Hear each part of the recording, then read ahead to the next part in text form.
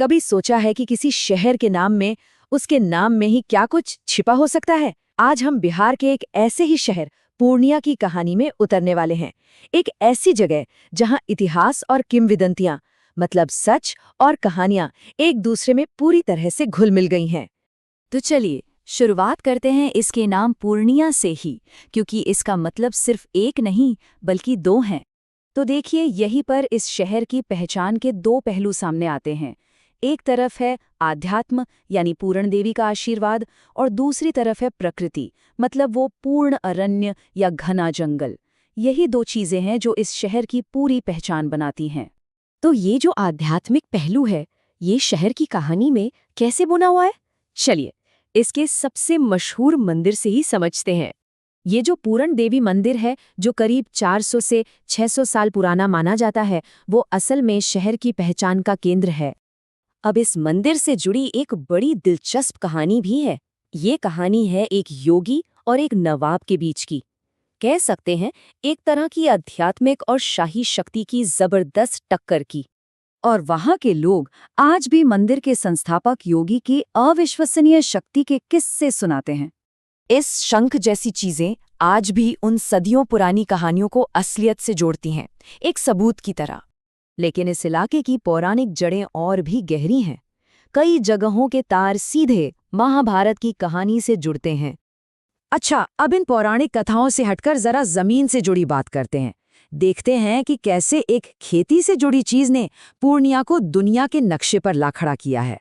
इसकी कहानी शुरू होती है पानी से भरे बड़े बड़े इलाकों से, जहां पानी में खिलने वाला ये अनोखा कमल का फूल उगता है।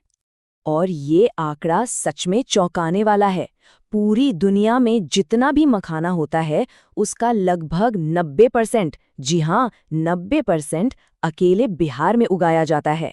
और पूर्णिया इसका एक बहुत बड़ा गढ़ है। तो फटाफट ये समझ लेते हैं कि आखिर ये मखाना है क्या और इसकी इतनी कीमत क्यों है। ये सफर शुरू होता है इन बड़े बड़े तालाबों और पानी से भरे इलाकों से, जो इस फसल की खेती के लिए बिल्कुल सही जगह हैं। बीजों को निकालने का काम बहुत बहुत ज्यादा मेहनत वाला होता है, और आज भी वहां के लोग इसे अपने पुराने पारंपरिक तरीकों से ही करते हैं। और फिर भुनने के बाद ये बीज फूलकर सफेद सोने जैसे बन जाते हैं। अब तो इस मिथिला मखाना को अपनी एक खास पहचान भी मिल चुकी है। तो हमने देखा कि पूर्णिया की पहचान मिथकों और खेती से जुड़ी है। अब चलिए उन ऐतिहासिक निशानियों को देखते हैं जो पूर्णिया के गुजरे हुए कल की कहानी सुनाती हैं। पूर्णिया का इतिहास देखें तो साफ पता चलता है कि कैसे ये एक फौजी चौकी से धीरे धीरे एक अहम प्रशासनिक जिला बन गया। मुगल काल के किलों से लेकर सीधे हिंदू पौराणिक कथाओं से निकले स्तंभों तक यहाँ की जमीन पर इतिहास के सबूत बिखरे पड़े हैं। और ये शहर अलग अलग दौर के असर का एक मिला जुला रूप है। जैसे ये अनोखा लकड़ी का पुल जो अंग्रेजों के जमाने की इंजीनियरिंग का एक बढ़िया नमूना है। तो इतिहास और मिथकों की इतनी सारी परतों वाला ये शहर आखिर आज कैसा दिखता है? ये तुलना दिखाती है कि कैसे पूर्णिया ने अपनी पुरानी पहचान को सहेजते हुए वक्त के साथ खुद को पूरी तरह बदल लिया है। आज ये व्यापार, पढ़ाई लिखाई और ट्रांसपोर्ट का एक अहम सेंटर है, जो इस पूरे इलाके को बाकी देश और दुनिया से जोड़ता है। तो देखिए, पूर्णिया की कहानी हमें यही सिखाती है कि कोई भी जगह सिर्फ नक्शे पर एक निशान नहीं होती।